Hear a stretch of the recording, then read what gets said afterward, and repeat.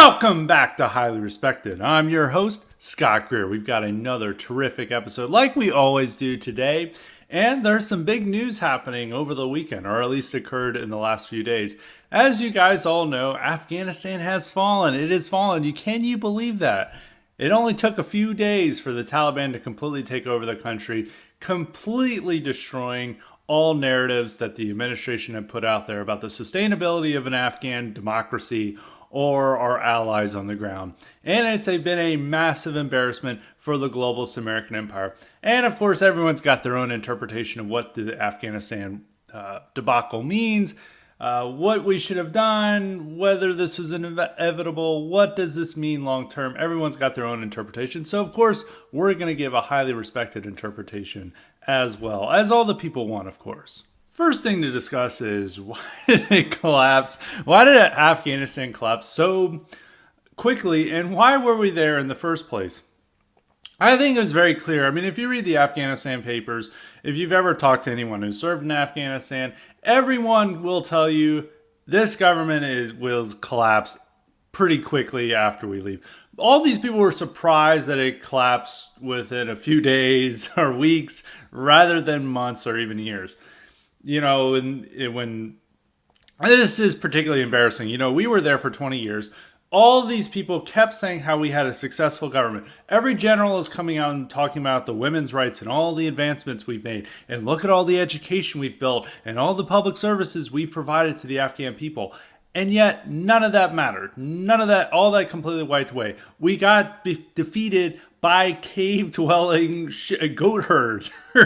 Like the Taliban army, people want to make these comparisons between Saigon 1975 and Kabul now.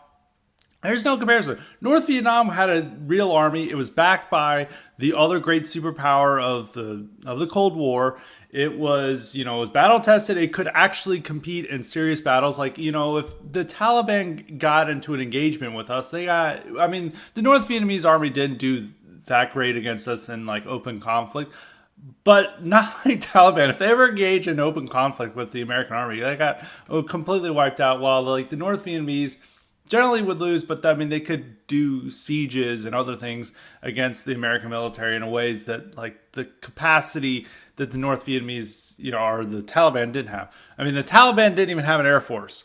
The North Vietnamese had an air force. They had tanks, they had a serious army, and they were backed by another superpower. No one backed like the Taliban. There's rumors that, okay, well, maybe China or Russia provided them weapons. Even if that is true, there's some support of Pakistan, helping out the Taliban and other jihadis in that area. It was not to the same extent that the communist superpowers were providing to North Vietnamese. And also the South Vietnamese, even though they were definitely did not have popular support in their countryside, and they were a minority population, their army still fought. They still and they were expected to hold out. And actually, if America had simply provided air cover, they may have lasted for a few more years. The reason why they totally collapsed is that they realized they weren't going to get any American support, and the countryside had been won over to the communist cause. But that army still fought. They still, there were people who were still fighting in the tanks and were holding out. It wasn't like in Afghanistan where they're like these guys these boy lovers of the warlords are just happily throwing their weapons down. I'm done. I'm not fighting. It's a complete embarrassment. It has happened.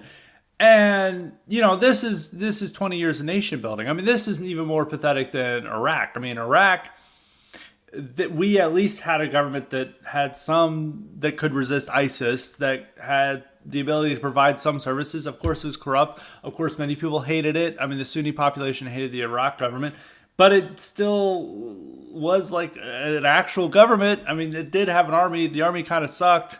They had to rely on Shia militias to fight the ISIS, do the real heavy fighting against ISIS. But the military looks like it, like the Wehrmacht compared to the Afghan army. It's a complete pathetic.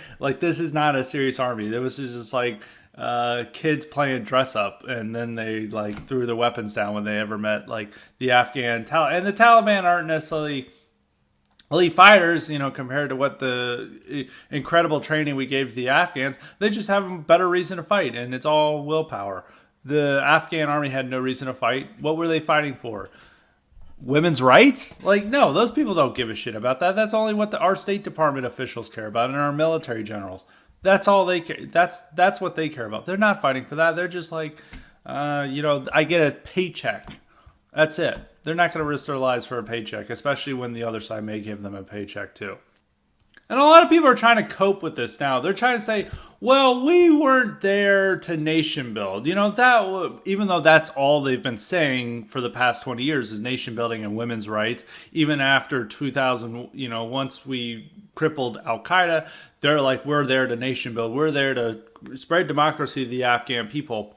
That was the stated purpose. But they're like, no, we were there to prevent the rise of, terrorism, to make sure that there was no safe haven given to Al-Qaeda, and we were there to keep an eye on terrorists.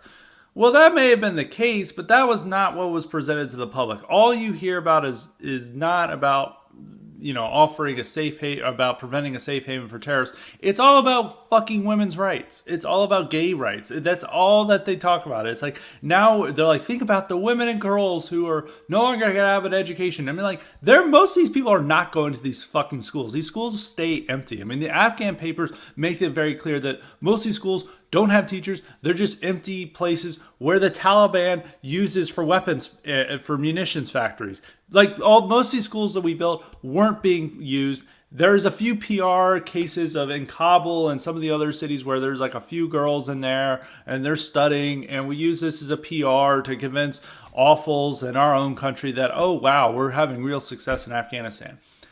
That was the whole purpose, was nation building and building a democracy and women's rights. Those were the reasons for us staying. Those were that was all the propaganda that was given to us by these generals, by the State Department, by our politicians. There are some occasions to say we need to stay there to prevent, the rise of terrorism. And over the last few years, so ever since like second term, from 2015 onwards, we've had very few casualties in Afghanistan. It's still costing a hell of a lot of money, but we're not getting that many casualties. It's, we're just staying on base. We're sending special forces out to, take out specific targets and working with the Afghan army. That was really, and we're not necessarily having any of these major attacks that we've had during the Afghan surge and in the years prior to that. We're not having necessarily those problems. But, that's costing a lot of money, and people want to know why we're there. And they're also not seeing the threat from these Islamic terror groups. And they're also seeing that the Taliban is fighting ISIS in Afghanistan. And I'm like, wait a minute, they're fighting ISIS in Afghanistan, but we're there to prevent the Taliban, who are pro-terrorists, from taking over, but they're fighting ISIS. And, there's also these worries about they try to conflate Taliban and Iran, even though Taliban and Iran hate each other. And hated each other far longer than we've hated the Taliban. And there's those problems. And, and it's like, well, and there's never this point that we have to keep troops there. They were never honest about that. And anyway, when it comes to the cost of this, we're spending billions of dollars to keep troops there. And we can't, and the only mission we can define is like, well, we have to stay there in order to keep, Al-Qaeda from coming back. But, they're in other places now, so it's like, why are we keeping this foothold there? And there's no point in us staying there forever. And we're maintaining this corrupt government that, practices boy rape. The Bakabazi, they have child sex slaves. There was this news story about how Taliban was using these child sex slaves to kill their rapists, to kill their police commanders. Like all these police commanders had all these child sex slaves that were using, and military commanders. And the Taliban were using these child sex slaves to get to assassinate these police commanders and military commanders. That's our allies. That's the people we're bringing over. And also, these people are major kleptocrats. Every fucking liberal here talks about how, kleptocracy. Oh, look at how the Trump administration's kleptocracy, because there was an event at the Trump Hotel, and that's kleptocracy. And then you have an entire government that's based around kleptocracy, and we're pretending these people are great allies who are just like committed to women's rights and democracy. And yet all these people did was like steal from their fucking people. and we want them here. I want to make one point is that I know I got some grief from people saying, in the next 10 years, when we bring all these every Afghan migrant who comes over is going to be complaining about white supremacy and saying all the things about critical race theory. They're all going to say it's worse living under white supremacist America than Taliban Afghanistan when they come here. But of course, they're never going to go back to Afghanistan. But they're all going to be ungrateful people who are going to be fully into anti-white stuff. And I guarantee you that these places that have refugee settlements are going to be filled with crime and massive corruption and all the other dregs of things that we see with some of these refugee communities. And they're going to be placed in rural America where they don't necessarily want people from third world tribal society to just like come there and ruin their community. But, these ordinary Americans don't have the say in the matter. I mean, you could look at all these communities in Maine that have been destroyed by Somali refugees and in Minnesota that have been destroyed by Somali refugees. Now we're going to see that with Afghan refugees who they want to take in at least 100,000. So you got to think of all these rural communities where they primarily put these refugees. They don't put them in urban areas because it's cheaper to put them in rural areas. So you're going to see all these like lily white communities, ordinary middle American communities now having like 2,000 Afghans there to fucking up shit. And they're like, wow, this is great. Thank you. We invade the world, invite the world. We sent those towns were primarily where they sent their sons over to fight and die in these wars. And now their payment is to have those people who were involved in killing their sons to come and now take over their community. That's a great empire we have. But yeah, and just on the matter of the migrants and refugees, like these people are not going to be a benefit at all to us. These are absolutely the people we don't want. I mean, these are the people who knew they were betraying their country, who were betraying their country for profit, for greed, or to have more child sex slaves. There are the people who, lecture us about how we should have stayed there, who are ungrateful, even though that the only reason that they're allowed to have a voice in the government is because of us, because of American soldiers. Like there's this clip of this old Afghan woman who's like runs Voice for Women, Afghan or whatever, Afghanistan. And she went on this whole lecture about shame on you, America, for leaving us. This is outrageous. You betrayed us. And it's like, that's not our job. Like, that's your job for your country. And it's all these male cowards who, instead of choosing to fight for their country, for their families, they're instead running for airplanes. Like, we don't want these people at all. Like, we're taking in the worst of Afghanistan. Like, I'd rather take in the Taliban than the people we're about to expect. Like the Taliban are family-oriented, care about their communities, don't like the Bakabazi, they're corrupt too, but they're less corrupt than our people. And not like saying like an endorsement of the Taliban. I just want to say we're of course not endorsing the Taliban, but like, I mean, absolutely don't want the people leaving are like the people we don't want. I mean, it's like a Muriel boat lift, from that Cuba sent. It's all its unwanteds to us in the late 70s. This is the same way. It's like they're like like the Taliban wants these people gone. I mean, and these people are going to come here and they're either going to, be criminals, looking to scam, and then they're going to get into their kids are going to get in their education system, and they're going to be completely ungrateful for letting them in, and they're just going to share the same critical race theory views as, the young, millennials and Zoomers who are Indian and Pakistani and, Asian. They're going to share the exact same views and complaining about white supremacy and how America is the evil country. And it's like, well, why did you come here? But they all come here because it's just a piece of the pie that they want to grab and take for themselves. Like, there's no loyalty to this country of any of these immigrant population. But people got mad about it. And now all the conservatives are demanding that the real conservative position is to cut the red tape, destroy the red tape, as Seth Mandel said. We need to exterminate the red tape so we can allow as many Afghans we want here. And it's like, we don't want these people. These are the losers. Like, these are the losers of the country. Like, I mean, some of them, there's like some good ones who are like, I guess for some interpreters at great risk. I mean, there's probably a few that are like, okay, whatever, we'll come over here. But even the ones who are like good, their kids are going to be completely anti-American, anti-white people. Even though they may be counted as white on the census, we'll talk about the census later on the podcast. they're these. I mean, this is an education system. They're going to tell them that they're non-white and they're oppressed by the white supremacy, and they're going to turn out like the rest of our second generation immigrants. They're liberal, they're anti-American, they're anti-white, and apparently that's the secret to American success. So that's what they want. I mean, and I guess this is a long-winded point about going around about like why it fell. And now the response is that it's literally invade the world, invite the world. And why was this such a failure? It is a matter of propaganda and the way we have to pitch things to the public. Theoretically, keeping like 3,000 or 5,000 troops there to prevent terrorism, yeah, okay. Maybe not the worst thing in the world. And most people had forgotten about Afghanistan, but nobody wanted us there, and they can't articulate that mission. I think there's not Al Qaeda had been disappeared from Afghanistan for a while. They can warn that it can come back. There's also the reports that Taliban is fighting ISIS, which became the scarier terror group over the last decade. They're fighting them.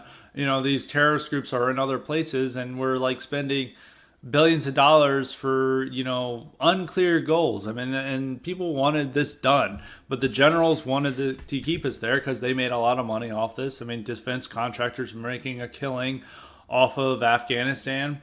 There was a lot of money to be made there, and the foreign policy blob thinks that no occupation they've never seen an occupation as bad. They always want to keep us everywhere we go, no matter how much we said we'll just be there temporarily. They want us to keep us there.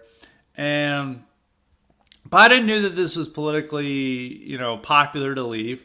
He knew that every president wanted to do it, and he decided, like, look, I have all the media on my side. I have there's this guy named Trump that I can basically have him blame for everything I may do wrong, because all the institutional power views him as a boogeyman. They have an intense hatred for them, and by virtue of not being him, they're more likely to side with me and lie for me and go along with whatever I say, because I'm simply not Trump. And when this went along, when he first announced this, I had the belief, and especially when they the deep state corrected its lie about the Russian bounties. I was saying, and it appears the intelligence community is fully behind this. They want to pivot to other areas. And I think that is true. And this isn't necessarily a good thing, because I think a lot of this infrastructure that they want to use, that they've been using in the war on terror, the global war on terror, they now want to use in the domestic war on terror. They view white Americans as a far greater threat than Islamic terrorists. I don't want to make that point. I also want to say this point is, like, even if there is a terrorist attack that comes from Afghanistan, they're somehow going to blame white people for it, and it's still going to be seen as less bad than January 6th in Charlottesville. It could kill hundreds of people, but they're still going to care more about Charlottesville on January 6th, which Charlottesville only killed one person, and it was really just a clown show. It's just like a few hundred people getting together and fighting, and I guess they had scary symbols or something. It's not really an important event in history, except for Wignats and Joe Biden. But Joe Biden, and last week Joe Biden tweeted about Charlottesville because it was the 4th year anniversary. So he's once again, they're upholding Charlottesville in order to argue for their domestic war on terror, to justify it, saying like there's this evil white supremacist menace that they sometimes gather in parks and don't want Robert E. Lee stand down, and they'll do torchlight rallies. Like, this is the main menace. Like, we can't have this in the country. And it's the same with January 6th, where literally no one was killed by the mob. Everyone, like, the only person killed, like actually murdered, was a Trump protester by a cop. But, like, once again, they're saying that January 6th is the equivalent to 9/11, or even worse, because 9/11 never touched our democratic foundations, but January 6th did. It threatened our whole democracy. If they had succeeded, we wouldn't have a democracy anymore. And they lie and they propagandize on this matter the whole time.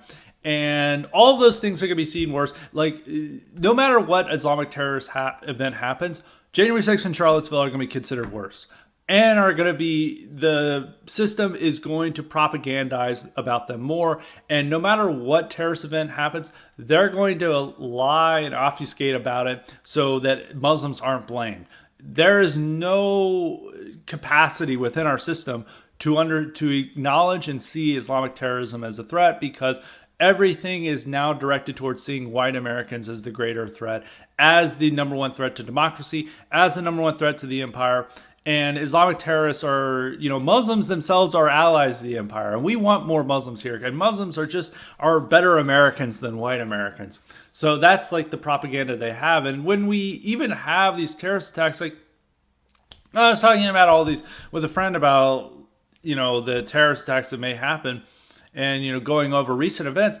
And I looked at, I told him about like how like some of the more recent terror attacks that happened, how they were portrayed by the media and the official narratives. The 2016 Pulse nightclub shooting, when it first happened, it was described not as an Islamic terrorist attack, even though the guy was on the phone pledging allegiance to ISIS and saying this is retribution for the people we've killed in Iraq and Syria. That was his stated motivation. They said that's not true. He was a self-hating gay man who just lashed out at homosexuals because he hated himself. And there was gay guys coming out and saying, "Oh yeah, I was his lover." All that turned out to be bullshit like 2 years later. That didn't matter because the narrative had already been set that this was an anti-gay hate crime committed by a self-hating gay man. Even though when he went to Pulse nightclub, he didn't realize it was a gay nightclub until he saw that it was all dudes. And he's like, where are the women? He asked like a bouncer. He didn't realize that. He just targeted because it was a nightclub and he wanted to strike out against American degeneracy. He didn't realize it was a gay nightclub. And there's no evidence that he was actually gay. There was evidence, I think he cheated on his wife or something of that nature. The guy was not anything what it was portrayed by the media. But this was all MSNBC and CNN talked about. And they interviewed gay men who claimed that they had sexual relations with him. And they're like, oh yeah, this is true. And all this turned out to be a complete lie and bullshit. But that they wanted to portray that because they did not want to blame Islamic terrorism and help President Trump's he was not president at that time, Trump's presidential campaign. And the same thing happened in 2017. There were two major terror attacks after Charlottesville, but no one remembers them. There were pipe bombs placed in New York City, and they could have killed a lot of people. And there was a bomb that was placed on train tracks that was only discovered by a hobo and was like diffused thanks to the hobo warning people. And that could have led to, dozens of deaths, maybe even hundreds. And that nobody remembers that. And these bombs went off on Saturday night. And people, when those bombs went off, they immediately blamed white supremacists too. Like, this is alt-right terrorists because this is in the Charlottesville mode. I think this was like in September of 2017. So people were still like worried that there was Nazis underneath their bed. And then there was like, even though the main thing that they've complained about Charlottesville was this, this idiot drove through people. And, that was like the main image of like how Charlottesville is a terror attack. And also in New York City, a migrant like ran over and killed 8 people before out of Islamic terror. It was an Islamic terror attack, and nobody remembers that. And also, of course, there's the Mandalay Bay shooting, which killed over 50 people. But since they couldn't put a sensible narrative about it, they just decided, we're gonna hide this. There's the real only terror attacks we've had are Charlottesville and January 6th, and also some of these like idiot mass shooters and like, yeah, that's all that matters. They still talk about these events. So we don't even have the capacity to worry about global Islamic terrorism. Even if the Islamic terrorists are launching terror attacks, our system's just not going to care about it. They're going to prefer to blame people that they actually hate more, which are white Americans, which are right wingers. And it's just not going to be a problem to them. Like, there's not a capacity in our system. Our system doesn't want to worry about Islamic terrorism anymore. They want to care more about China. I mean, yeah, they still have special forces missions in Africa and elsewhere to go after Islamic terrorists and strike at them. But as a means of seeing them as an enemy and as a propaganda measure to argue for the expansion of state power and the security state, they're not going to use Islamic terrorists anymore. It's a very different situation from 2001. They're going to use us. And so they're not going to care that Afghanistan becomes a home base for terrorism. And but I don't even know if that's necessarily going to be true because, Taliban is looking like it's going to cooperate with China, and China absolutely does not want a home base for terrorism because they're worried that Uyghurs could go there and they can come back and launch attacks on China. And one of the main reasons that they're cracking down on the Uyghurs is because they're very concerned that they would become Islamic radicals and there'd be like suicide bombings in their country. That not necessarily, of course, not justifying Chinese actions, but just explaining them. And I don't think the Chinese necessarily want like them to give a safe haven to terrorists who are going to, train Uyghurs to go out and commit terror attacks in China. And I don't, I don't really see. And Al Qaeda is basically defeated. They're on the run. ISIS, Taliban and ISIS don't like each other. They fight. They're not. Taliban does not want to give a safe haven to ISIS. And so I think this is. And the real way to have solved this was to have recognized the Taliban and to cooperated with them and just said, okay, look, we'll let you have the country. We don't give a shit about what you do. We just want you to not allow international terrorists a safe haven. That would have been the sensible measure. We could have done that, but we didn't because we're like, we don't negotiate with terrorists. We don't negotiate with the Taliban. And if we had simply just done that, problem solved. Like our whole mission, we're saving a ton of money. We don't care. Okay, bye. You can destroy fucking schools and no one attends. See ya. Enjoy the country. Just don't allow Al Qaeda and ISIS to be here. The Taliban probably would have agreed to that because they just want to run their country, and if we give them money or subsidies or some recognition, they would probably be happy to kill the few international terrorists that come into their territory. But we're idiots, so we don't do that.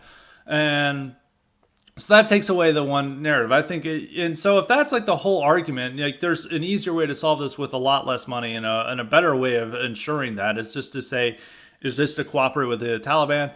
We have terrible people everywhere. It doesn't matter. So just work with them. And a lot of conservatives are complaining about how Biden supposedly messed up this situation. Like, this is the worst withdrawal we've ever seen. This is another Saigon. I mean, it is very embarrassing for the globalist American empire to have, that they've spent $2 trillion, wasted thousands of lives, and put all this effort into a government that collapses immediately, like while we're still there. I mean, this is far more, to go on to the Vietnam thing, this is far more embarrassing than Vietnam. South Vietnam, despite like its massive corruption and its political turmoil, there were coups after coup in South Vietnam. It held out for 2 years against a serious threat that had the loyalty of most of the countryside and was backed by another superpower and had a serious military. It still held out, and its soldiers still fought. It still collapsed, but if it still held out longer than the current Taliban government or the current Afghan government. And it's the same with the Russian puppet government, or the allied Afghan government the Soviets left behind in Afghanistan. That government lasted for 3 years. And it only died because the Soviets cut off because the Soviet Union collapsed and they could no longer support it, so they cut off funding, and then it collapsed, and it's still held out much, and we're still there. We're still paying millions, if not billions, to this Afghan government while we're still there. We still have troops there, and they still collapse.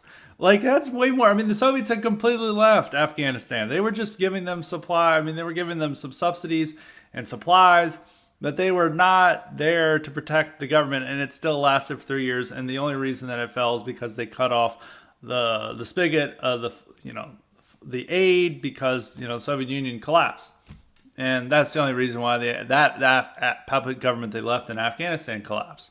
And in a lot of ways, there was a successful mission. That was a more successful mission. They were there to prevent American influence coming into Afghanistan, and they left a government that was able to be in the Soviets orbit. They wasted a lot of money and treasure on it. It was one of the reasons why it fell, but you'd have to think is over 20 years, what has been the result of our Afghanistan mission that wasn't accomplished in its first year? Not much at all, So most of those lives were completely died in vain. All that money was a waste. Every public service or initiative we did in Afghanistan was a complete failure, and none of it will last for a long time. Even like a lot of the things that the Soviet Union built in the 80s, they're still there. They still use a lot of those hospitals. They still use some of that infrastructure. I don't think anyone's going to use the infrastructure we built in Afghanistan. I mean, it was run by State Department officials that had no realistic understanding of how Afghanistan worked, or even really the world works, and just believed that they could use this as like their own little Lego set. Their own little sandbox to create their ideal world, and it completely failed. I mean, there was like these initiatives where they had like these two rival villages where they're like, oh, we're going to get them cooperate by building a well between them. And then the rival villages just didn't use the well. They just like had a complete misunderstanding of how the world works and those places work. And they're obsessed with gender equity and woke objectives rather than actually like providing law and order. And that's really all they had to do was provide law and order, forget loyalty. And now they couldn't even provide that. They just provided like, millions of dollars to these corrupt warlords who hoarded wealth and child sex slaves, and then at the same time they're pretending that they're helping women, or the American people or American envoys who are there, pretending they're all this is done to help women and children, to help women's rights. So it does expose like the empire, ideology and its complete stupidity. But at the same time, this would have happened no matter whether we were true or not. If it had happened under Trump, it's almost good that this didn't happen under Trump, because there would be, I don't know, the military may have assassinated Trump. I mean, they could have, they would have gone full on. But I don't think Trump just didn't have the power to leave. Or he did have the power to leave, but he did not have the cultural power to leave. All the media attacked him and called him a traitor anytime he suggested leaving. And they would air every military leak that came to their desk to complain about how Trump is going to abandon the women. He's going to allow terrorists to run free. He's going to give a victory to Putin. He's operating under Putin's orders. They all went with that. And when Biden first suggested this over the spring, it was greeted with rapturous applause by the media. The media loved it because, it doesn't matter. He could poop in front of the White House, and the media would say that this is a brilliant return to normalcy with Biden. And here we see him, and that was the same with Afghanistan, and that's why they walked back the Russian bounties. And then they complained like, oh, I wonder who promoted the Russian bounties. It was really outrageous for us to do that. And it was like the same papers who were acting like it wasn't their fault for keeping us there in Afghanistan with this Russian bounty hoax. And so they were all a part of this. And, there was some few grumblings about, that the Taliban were going to take over and what was going to happen to women's rights, etc. But that was really to the background. That was not in the foreground of the conversation up until like the last week, when they realized, oh shit, this is a complete disaster. And now, once again, they're hearing from the intelligence community and the military, which is really outraged about this. I mean, even though it is in large part their fault, it's not necessarily Biden's, and they're looking to blame somebody, and they're going to blame Biden. And this is the one time that they've ever turned on Biden in any serious manner, despite all of the many wrong things he's doing, from allowing us to have an open border with Mexico to, eliminating property rights on executive whim through his eviction moratorium, and, declaring a war on political dissent and demanding more censorship. This is the one thing that they've defended all of that, but they will not allow Biden to get away with embarrassing the American empire. It does show that the media is in cahoots with the intelligence community and the military. I mean, there's no oppositional framework here. They're all on the same side. And the reason why they initially supported the withdrawal is because they thought that the intelligence community at least, and it seemed like the intelligence community was supportive of this measure because they want to focus on China and white Americans and right wingers. But the military was opposed. But now they're going back into full bore and allowing all these military leaks and blaming this all on Biden because they don't want to blame the deep state. They don't want to blame the military. They don't want to blame the generals. All the generals in the deep state are their heroes. But the military and the intelligence community is responsible for this. They were the ones who lied to the public. They were the ones who manipulated presidents to stay in Afghanistan longer than it needed to be.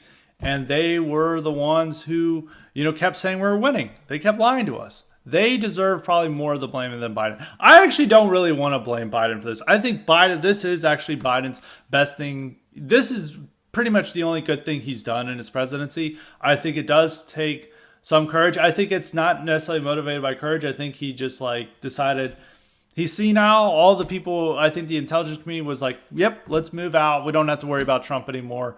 We're primarily wanting to keep us in Afghanistan to deny Trump a PR victory. That's something that's very popular with the people. And we just don't trust Trump. But we trust you, Biden. We'll let you do this. Biden did this and he stuck with it. And I don't think he could have reversed himself. And this happened so suddenly. I think it's a good thing that it happened so suddenly because he may have reversed himself. And we can't intervene again. Like the whole country, we have no allies on the ground. There's nothing there. We'd have to fight invading. We'd have to invade the whole country with no allies. We didn't even do that in the initial Afghanistan war. We had the Northern Alliance do all the fighting. We just bombed the Taliban and Al Qaeda and sent in special forces. So we don't even have that. So he doesn't have the ability. So he's just sticking to what he wants. And even he made the point, it doesn't matter if we had waited 5 years or whatever, however long a time, the same result was going to happen. That's true. And I think that is a bold statement that few politicians want to make.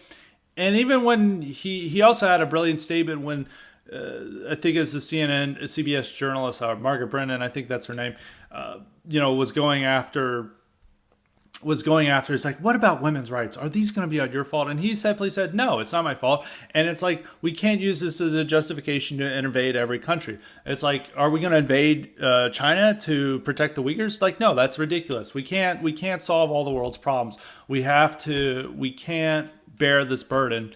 And that's something that Trump said a lot. I mean, he said it not as articulately, not in a way that liberals would have appreciated, but he also made this point and they condemned Trump for saying this. But Biden said this in 2020, and it's exactly true. It's the exact message we want. So it's hard to blame. I mean, this was always going to happen, and it's whatever.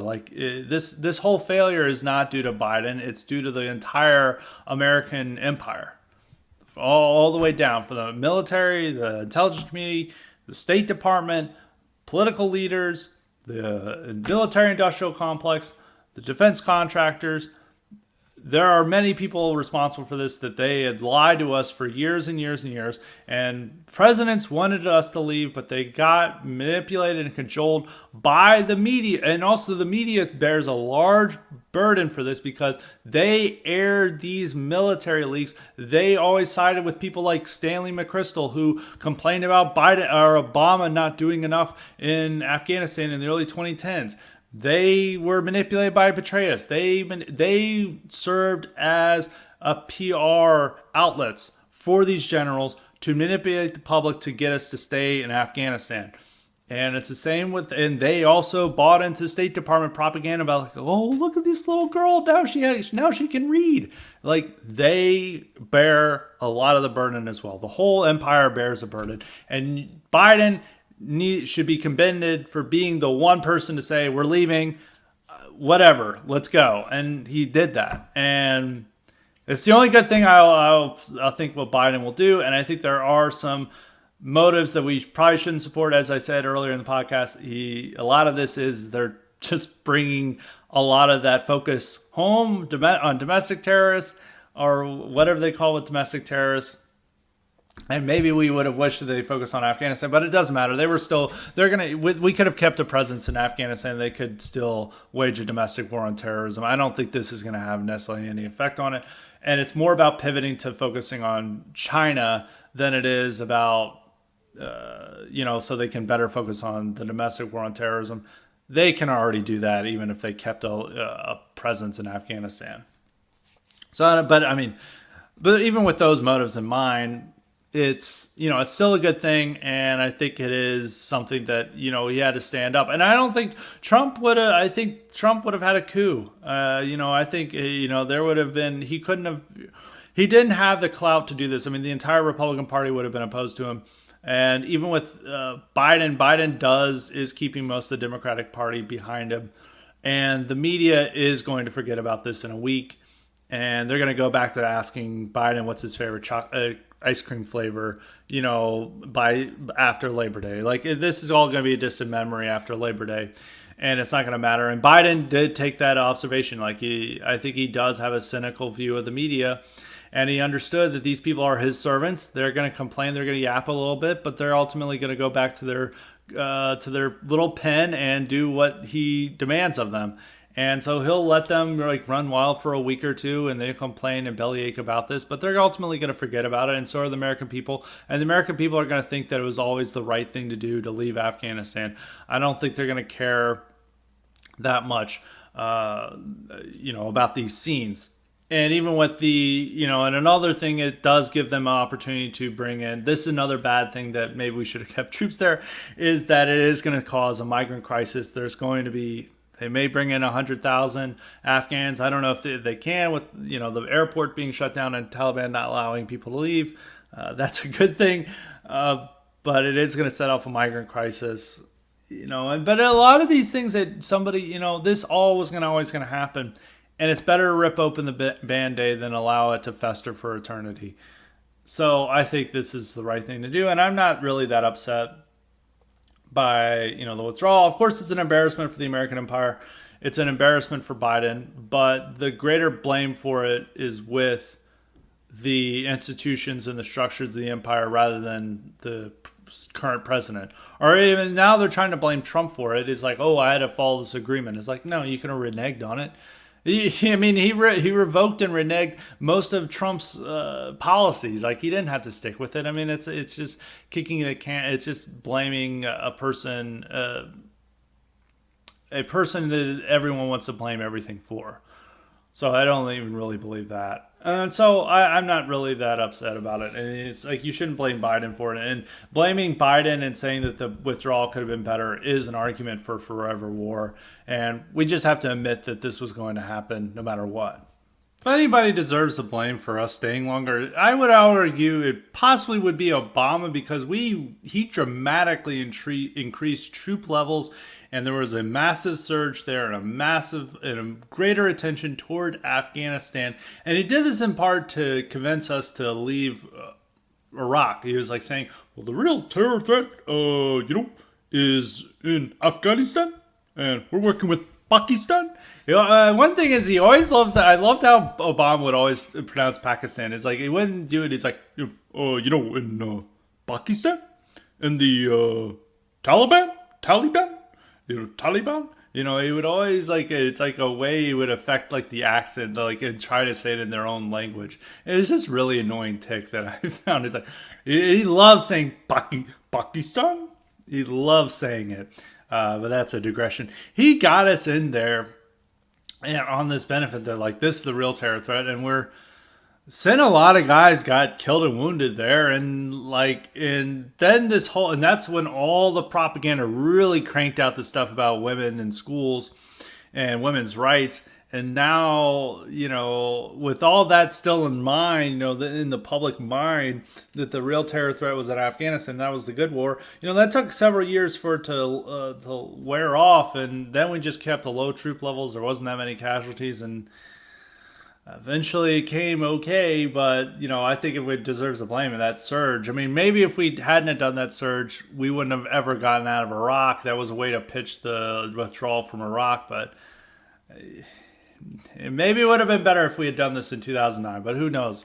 Who knows what would have happened in that meantime? And nobody negotiated with the Taliban to ensure that they actually, kept terrorists out, because we have a retarded, stupid foreign policy. We have a stupid foreign policy that doesn't operate in our best interests. It doesn't operate on realism.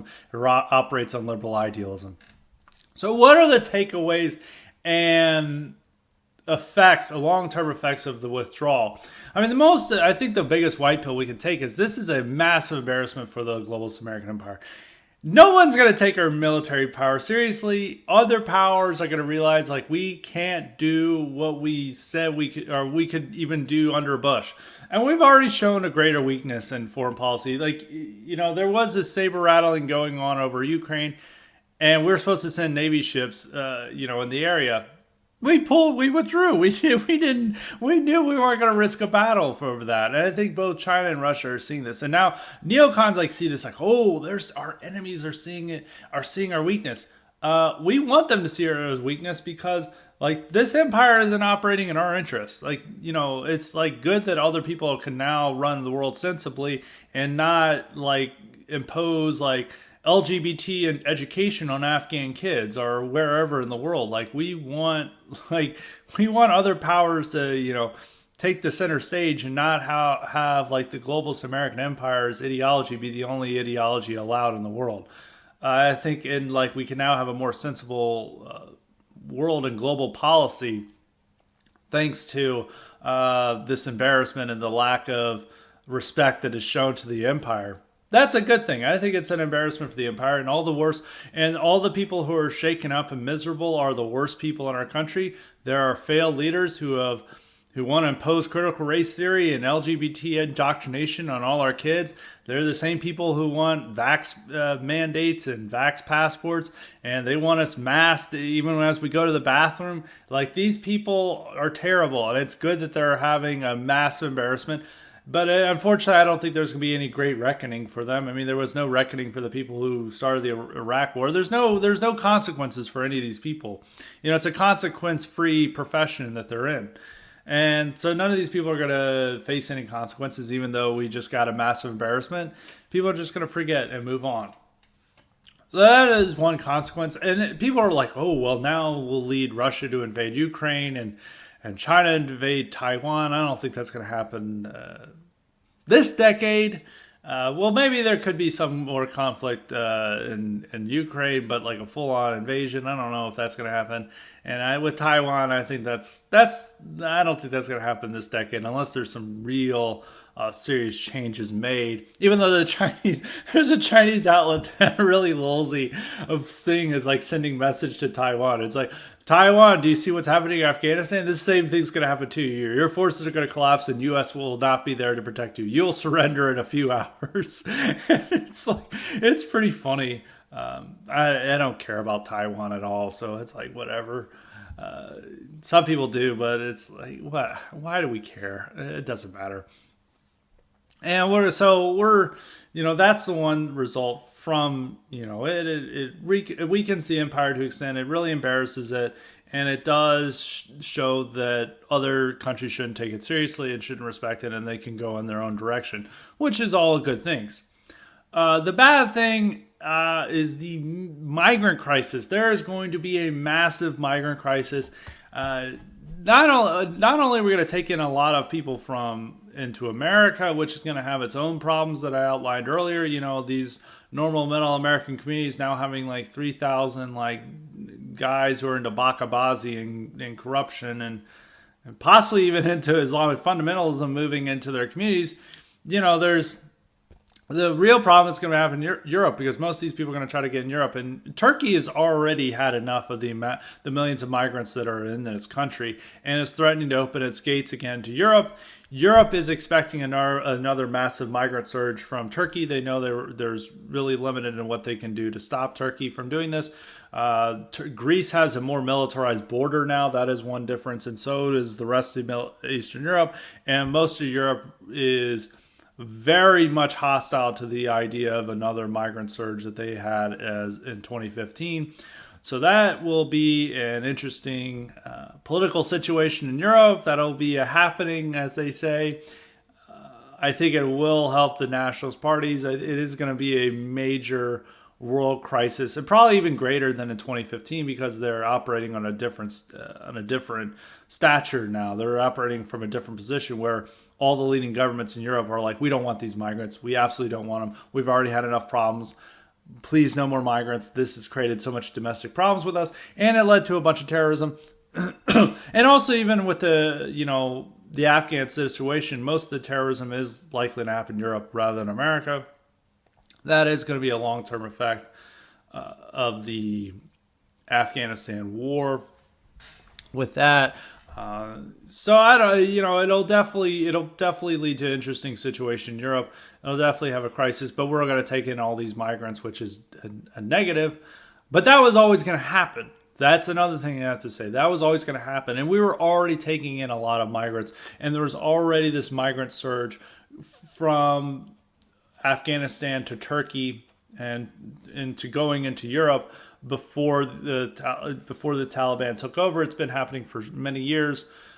It's just, it was even happening in 2015. Many of those people who were getting into Europe were Afghans, and it's just accelerated. So all these problems have been existed for a while. They're not something new. That is something that Biden is completely responsible for. It's something that would have always happened. But I mean, the real solution to it is to not take in these people. I mean, it's very simple. And we shouldn't, because I think there are the worst of like Afghanistan. Many of them are the worst of Afghanistan. That's one. That's another long-term effect of it is going to be. And I think it's another thing that is America. It really does show that America cannot do these interventions anymore in the same way that they did with Iraq and Afghanistan. Now, I would say with Americans have very short-term memory. Our whole foreign policy blob and political elite are committed to these interventions and nation building. But in order to do these nation building and interventions, we have to have allies to go along with us. Those allies are not going to go along with us. They're going to have a greater memory of this. They're going to realize, like, we wasted all this blood and treasure for what? Nothing. We don't gain anything out of this. We don't respect you as much anymore. We don't sign up for these programs that you want us to implement. We're not going to go along with this. And so if we ever wanted to do an invasion of Iran, we're not going to have the coalition of the willing again. There's going to be the coalition of the unwilling who are like, we're not doing this. And anywhere else that we'd want to invade, it's going to be much harder for us to do an intervention like we did under the Bush years. And it's going to be much harder to pitch it to the American people unless there's a really sensible, serious threat. I mean, neocons want to do this with Iran, and so does much of the Republican foreign policy establishment. And they still want to intervene in Syria and other places, but we really just can't do it. I mean, they saw that this massive disaster in Afghanistan should make people reconsider that. I don't think there's going to be much reconsideration or reckoning among the American political elites, as in was after Vietnam. After Vietnam, the American public became very hesitant about interventions, about doing this again. They never wanted another intervention. They were very concerned when we went into Kuwait in '91 because they're worried we're going to get into another Vietnam. And even the political establishment had changed about this matter. You're not going to see that change now. I mean, there were fewer casualties in Afghanistan. People are just going to forget about this in a week. And the forum and the consensus, the Washington consensus, is much stronger now than it was in the 70s in favor of foreign interventionism, because it's primarily done for purely liberal idealism rather than in the 70s where there was this realistic or this conflict with communism, which a lot of these liberals were, queasier about at that time.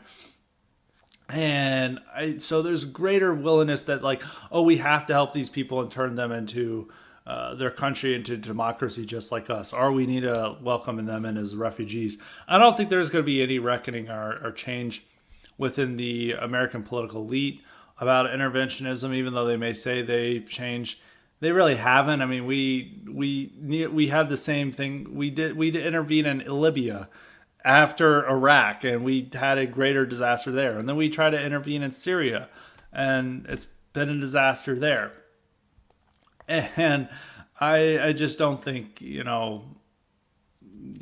not going to be I don't think there's going to be a real change in the mindset. There's a much, due to the development of think tanks and the blob, there's a much greater extent of a foreign policy blob than there was in the 1970s. I mean, you had think tanks and you had a Washington establishment, but they were less insistent on sticking to certain principles than they were now, which it is all about spreading democracy throughout the world and making, you know, making sure gender equality is there in like some third world country and that gay rights are respected. They're much more committed to this than they were to containing communism. I mean, containing communism was important, but people like lost the fervor for it in the after Vietnam. I don't think, but the one good thing that's going to prevent the interventions is not so much within our own political establishment. It's within the political establishments of other countries. They're just not going to go along with it, and we need that cover to do any of our interventions. And I just think that's an impossibility now, or much more difficult. I mean, if we get another war under Biden, I will stand corrected. Another takeaway is just how blackpilling this must be for the guys who served. I mean, imagine you served in a combat unit, guys who were killed, wounded. You yourself may have been wounded. You carry a lot of the scars from the battlefield. And you just see all that committed in maybe a tour or multiple tours and all that thrown away. Some of these guys are already jaded and just like, whatever. And some of these guys weren't as jaded. Like I know some veterans who are just like, whatever, it is what it is. Like I did my time. That's it. But some guys are just really like blackpilled about this. Is like, what the hell did we fight for? It's like all this effort for nothing. And I think it does show like a lot of this, like pretty much everything that we did in the global war on terrorism. I don't think any type of people who are as blackpilled about their service as guys who served in Iraq and Afghanistan. Much more even so than people who served in Vietnam. Even though Vietnam was a very controversial war and there was like several problems with the guys coming home, more of those guys like long term seem to be a bit more proud of their service and less conflicted about it, I think, in many of the ways that a lot of these guys who come back from Iraq and Afghanistan. And there seems to be a greater degree of trouble for them to acclimate back to our society, even though those same problems were there in Vietnam and even World War II and World War One. I think they're like, what was that all for? I mean, it's like even less clear what they were there for than in Vietnam. Vietnam, we were there to fight communism. Even though they may have said, like, are we really fighting communism? It was a clear objective. They're like, we're fighting terrorism. But then they're like, well, many of these people are just like fighting for their own little community. Like, what the hell are we doing? And like, there's no clear defined goal. There wasn't a clear defined goal in Vietnam as well. Well, World War II, like a lot of these guys would have seen probably even more violence than Iraq or Afghanistan war veteran. And maybe their whole platoon would have been wiped out except for them. And just the numbers of deaths that they would have experienced, and more people experience those deaths and violence. There was a clear purpose behind that, and they came back to a country where a lot of the men their age shared that experience. I don't think that many people share that experience of these veterans, and it's a lot harder. And also, there's a greater pedestaling of them because there's fewer veterans, and there's at the same time less understanding for veterans, and that creates a hard situation to come back to in the homeland. So these guys have to feel very black-pilled about the service, and I think it is a problem with our country is that we do have a volunteer force. It's always sent to these places, and they're not sure what they're. They risk a lot, the best years, their youth and their friendship and their mental stability and in their physical health. And even some of even their limbs and everything and their lives for this, and they can't even justify for like what cause. I mean, that is like a very disorienting experience. I do think one thing is like a lot of these pundits and commentators are now trying to blame like the American people for this failure rather than the politicians or the military. It's like the people wanted us out. You just can't trust them. We need a rule by experts and.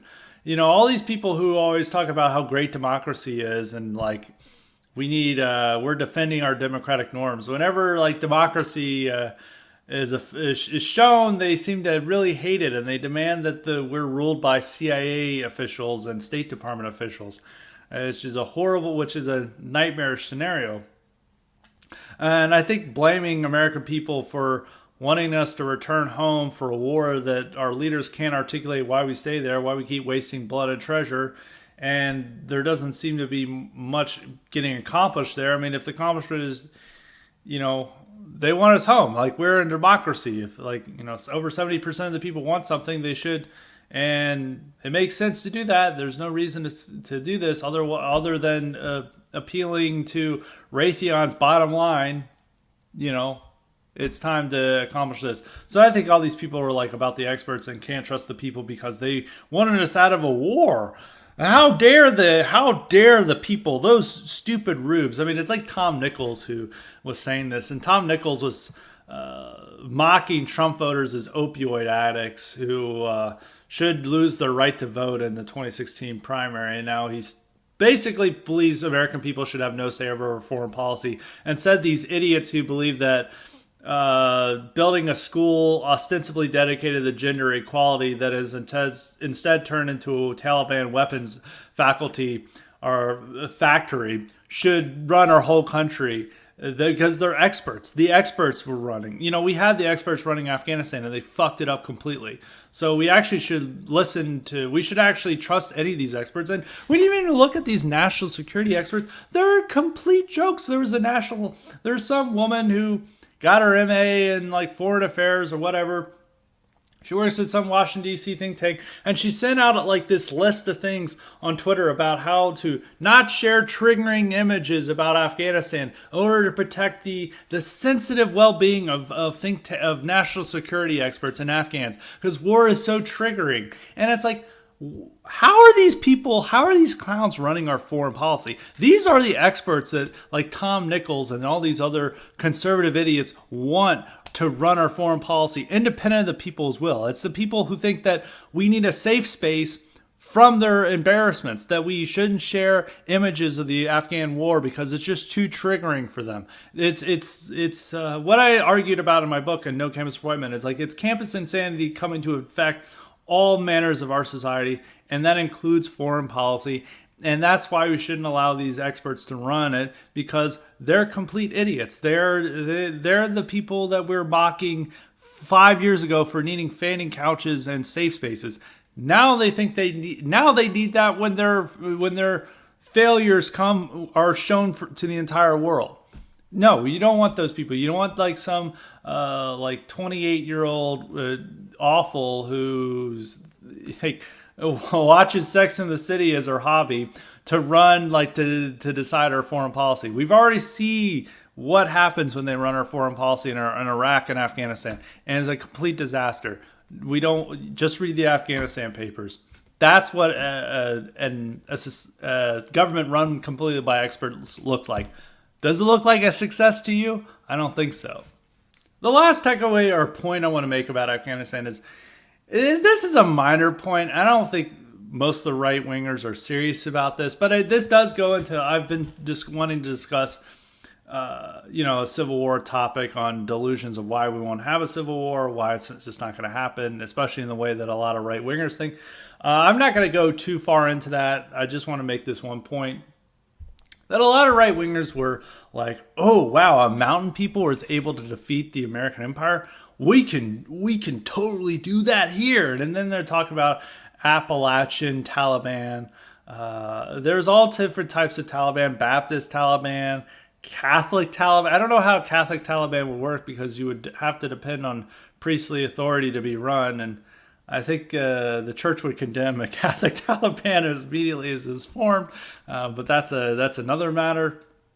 And all these people are going through these fantasies of that, oh yeah, we can now declare West Virginia an independent state and we can fend off the empire. And I don't think that's really the case. Some people are just memeing and stuff, and it's not very serious, but it's there's very different scenarios that were going on in Afghanistan. Afghanistan's a very different place. First off, the Taliban was representing a large percentage of an ethnic group. The Pashtun ethnic.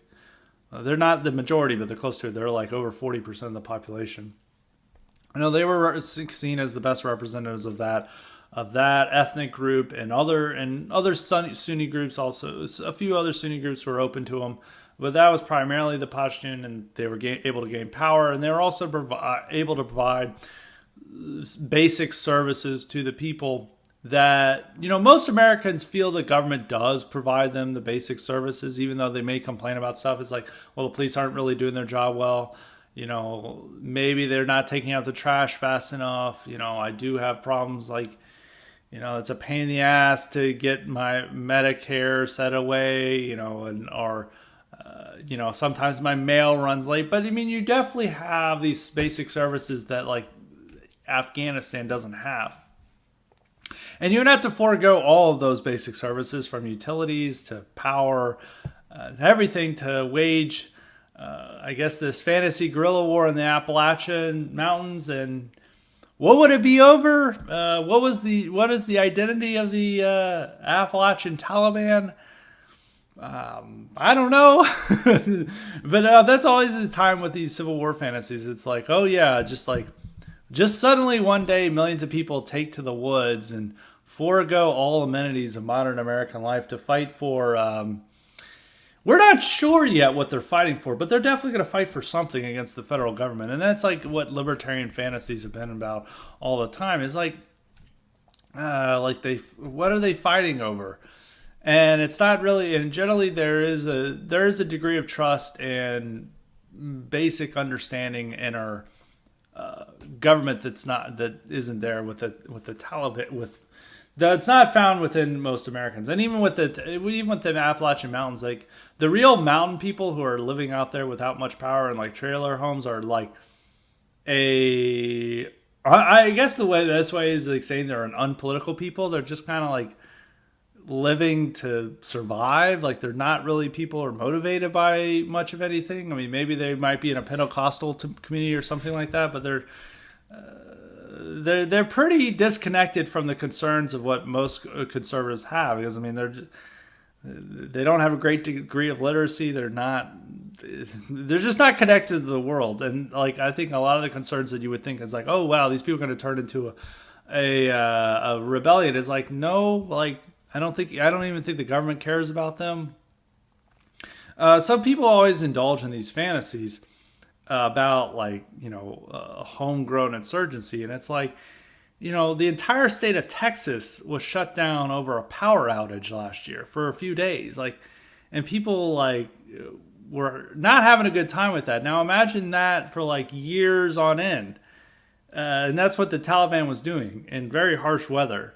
And I don't think most Americans are about to do that. And there's not even a strong cause for this. It's like you really can't even articulate the cause or ideology for these people. Well, like the Taliban had a strong one. It's like we're defending our way of life, our country, our religion, our people. And these are our ancestral ways, and there's this foreign occupier that we're resisting. It was very clear. That was and we're also will provide law and order if we're given power. And they could show that they would provide law and order in the communities that they took over. I don't, there's not really that alternative here. And thinking that there's just like in modern America that we have like an Appalachian insurgency or something like that. It is one of these like silly I think most people weren't being that serious about it.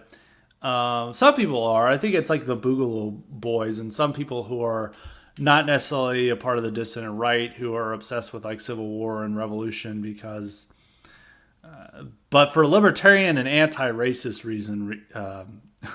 reasons, as the Boogaloo Boys are, I think that's the main people who are into it. But it's just a silly idea. No, like the Afghan situation cannot be transferred over to America. It cannot be this is their way of life. It wasn't that much of a sacrifice it wasn't much of a sacrifice to go from their normal way of life to being a guerrilla fighter. It's a complete different way of life from what the average American lives. And people can't even articulate what they would be fighting over, even on our side. So people do get into these fantasies a little bit too much. Of course, I'm going to go into more when I have my episode on Civil War fantasies about why it wouldn't happen. But one of them is like, even the Appalachian culture is in this strong tribal way that the Pashtun culture is, that the Taliban was able to come out of. And, like maybe Pentecostalism could provide like militant fervor in the way that their fundamentalist Islam provides for the Taliban. Maybe. I don't know. I don't think so, but I just think that's very unrealistic, and people shouldn't indulge in. And it's just like stupid. I think one of the effects of that is that it makes journalists say, instead worry about how Taliban, the fall of Afghanistan is going to lead to more terrorism because it provides a safe haven for Islamic jihadis. Instead, it's going to inspire more terrorism because domestic extremists are seeing in the Taliban as an example, and they'll find some dude's tweet and they'll use this as a reason for why, we need to go round up people in the mountains and put them in detention camps. So, and that'll be the argument. So really, when they see that, it's really just justifying further backlash, even though, yeah, you're memeing or whatever. I think it's very silly to indulge, and all it does is just contribute to the narrative that journalists want to create about middle Americans. And our government is very powerful here. It may not be powerful in Afghanistan, but it's much more powerful here. And they're more willing to use extreme force against their domestic enemies than they are against their foreign enemies. Yeah, whatever. I mean, you're not going to create a Taliban in America. That's my main conclusion. Not that you should want to, but that's just never going to occur. And like it goes along with these Civil War fantasies that the right needs to wise up about. So that is my concluding remarks on Afghanistan. I was going to talk about the census, but I, dedicated all my knowledge and energy onto the Afghanistan subject. And so some of the things I wanted to talk about the census, I forgot, or I've just not been focused on as much because I've been, following the Afghanistan struggle and thinking about it and what it means. And so I haven't been as focused on the census. I'll talk about the census next week and what it means. The only one point I want to make about the census is that it deals with Afghanistan is that, I was saying earlier in the podcast, a lot of these Afghans would come here and be counted as white on the census because Middle Eastern and North Africans, Persians, Arabs, etc., all are counted under white. The Menabadis are white in America. And they're about 6 to 8 million of them. There's not a really good calculation for how many of them. They're roughly 2% of the American population, give or take, less or more. Is in this category, and they would be counted. And that if they were about to receive a separate category, which would have made the white percentage go down.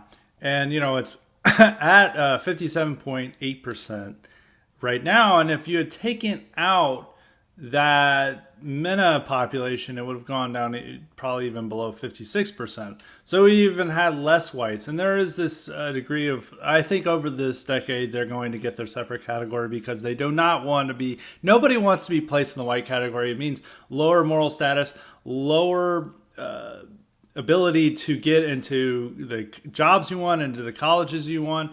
It's just a lower status in general, most morally and in terms of actual particular effects, like it means you're not going to get a job. It means you're not going to get into the college you want.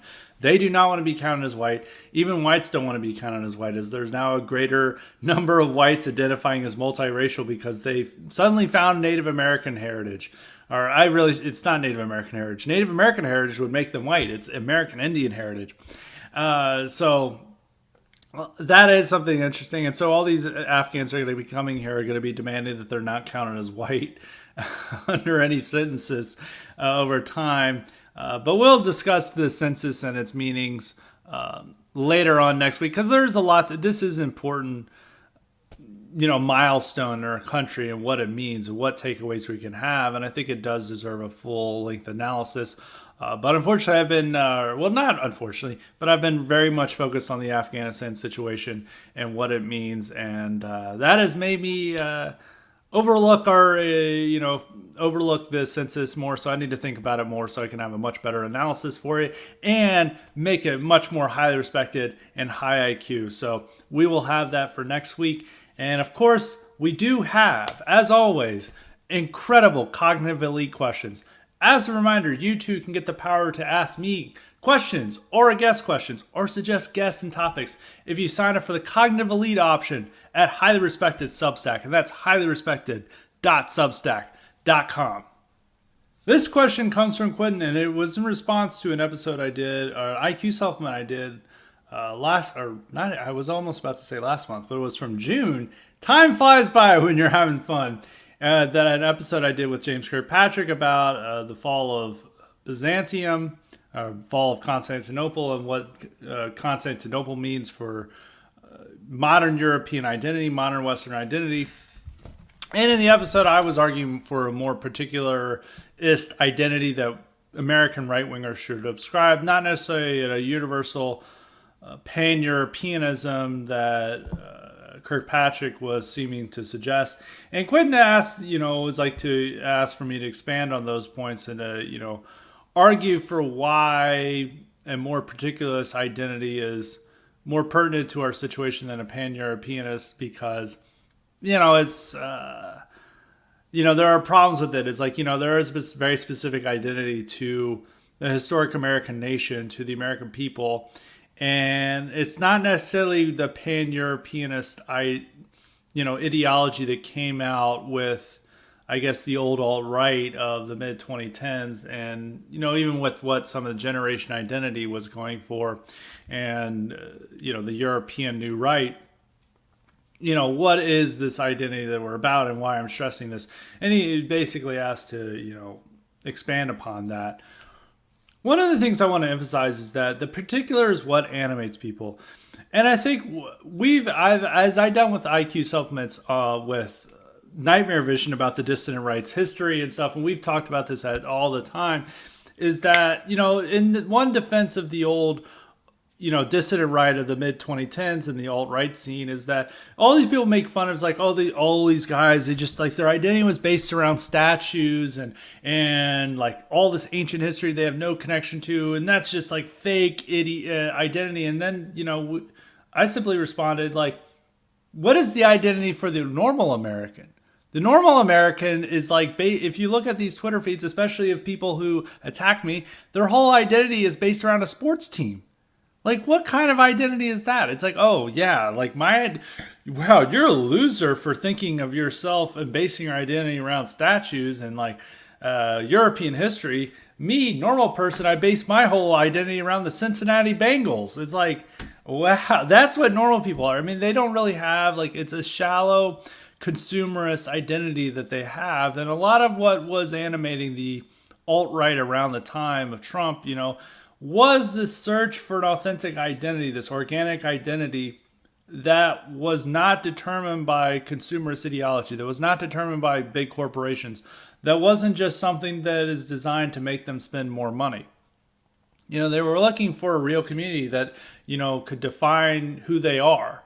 And for a lot of white Americans, they don't know who they are. There's no identity given us. They want to strip us of our identity. They want us just as deracinated individuals seeking entertainment and consumer goods. That's it. They don't want us to think of ourselves as a part of a people or a collective, or that have a unique heritage that is particular to us. They don't want that for us.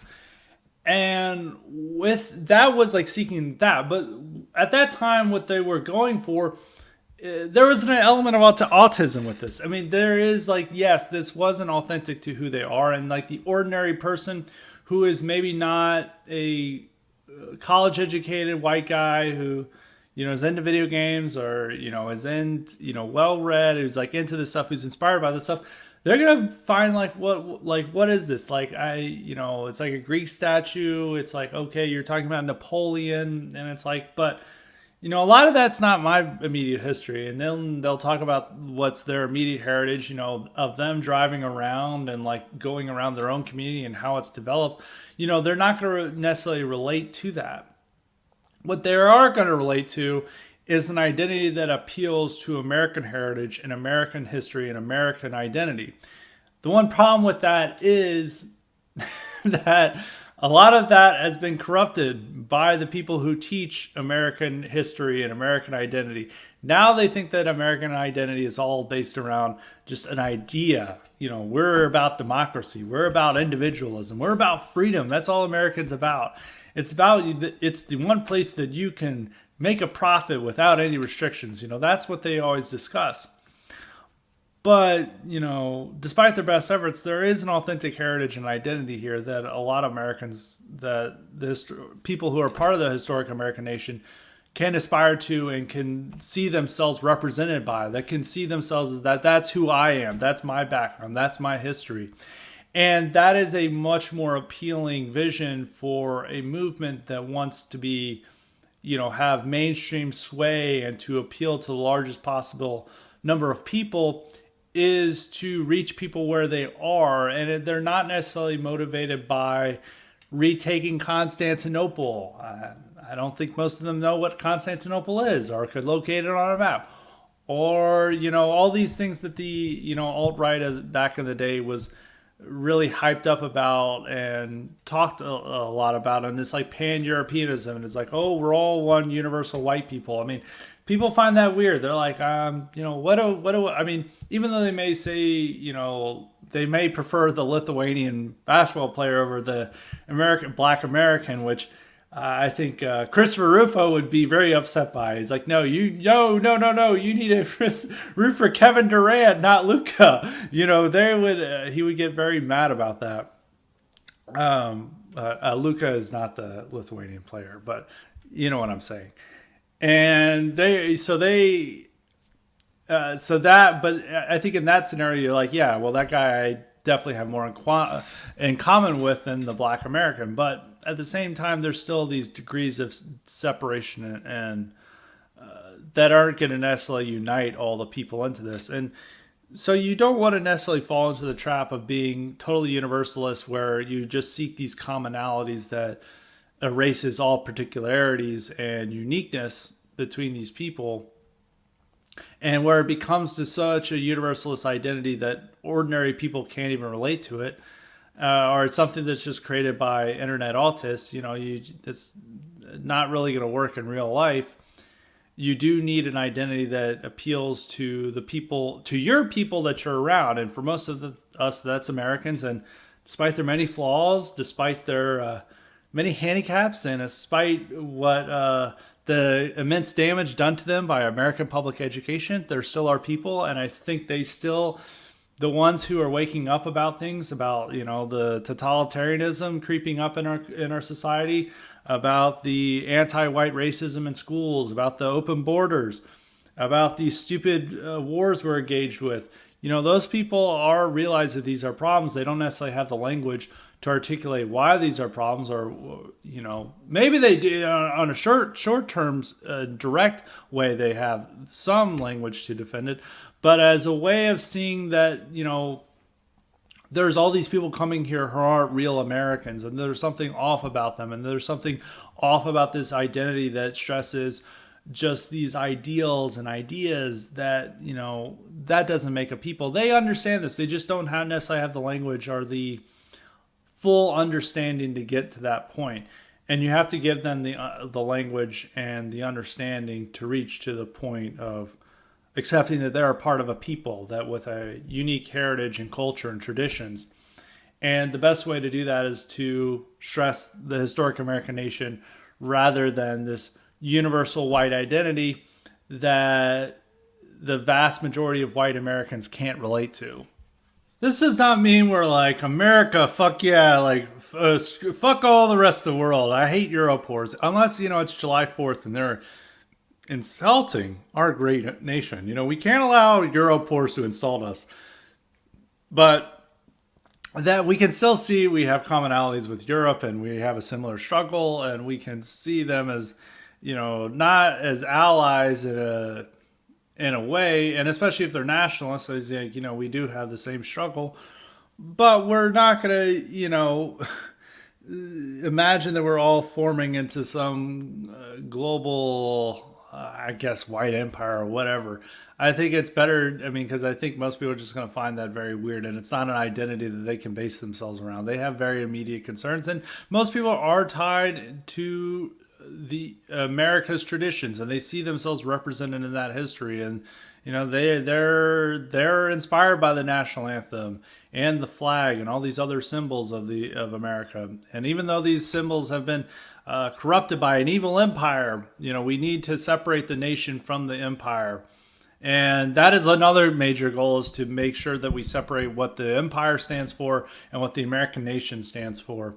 And that's a long-term project. But I think in terms of political viability, and even though there are many problems with, and within American history and American heritage and etc., it's still who we are. It's still our people. We still live here, whether we like it or not. I mean, some people may want to leave. I mean, yeah, if you know another language and you feel, you'll be at more home than somewhere in Eastern Europe or South America, more power to you. But I think it's better to just stay here and to fight and to win back our nation, rather than to flee. I don't. It's like I look at the Afghans fleeing, running to the airport, and I'm like, why don't you stand by or stay where you are and fight for your country instead of fleeing to, the promised welfare state in America or Europe? I just don't like that behavior. Now, whenever I flee this country because, the Kamala secret police force is out on the look on me, I'll change my opinion. But until that time, I will still maintain that opinion. The larger conclusion, I think it's just better for us to make ourselves more relevant and more appealing to ordinary Americans, is to stick with a particular identity around the American nation, rather than this pan-Europeanism, which comes off as weird and odd and unappealing, and just people just don't understand it. And it's something that's it's too much of an artificial creation that we're just creating out of thin air, of just cobbling together random symbols and figures from the past to create an identity that isn't necessarily an authentic development. But not that there's anything wrong with it, as I said, and it is it is like an identity. It does announce you into a certain subculture that's seeking an organic identity.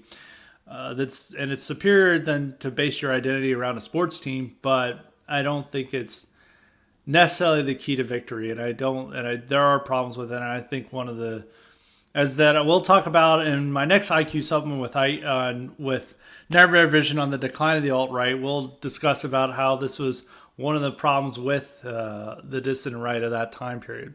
So that's my thoughts on it. I hope I answered that question correctly. Because he gave it as a long paragraph responses. So this is the question I thought he was. If I was mistaken, he of course can re-ask the question for next week. As all Cognitive Elite members, I want to emphasize that you can ask as many questions as you like.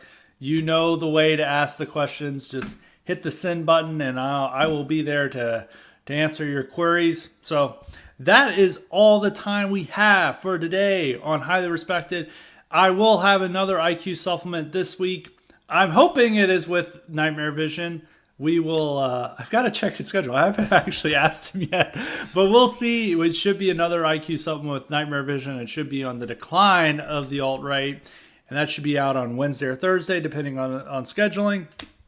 And if something comes up that he cannot for some reason be on the show, we've got another IQ supplement ready for you this week, and we'll just save that for next week. So make sure you subscribe to HighlyRespected.substack.com and hit the like and subscribe button on the Highly Respected YouTube channel and for this video. And until next time, stay respected.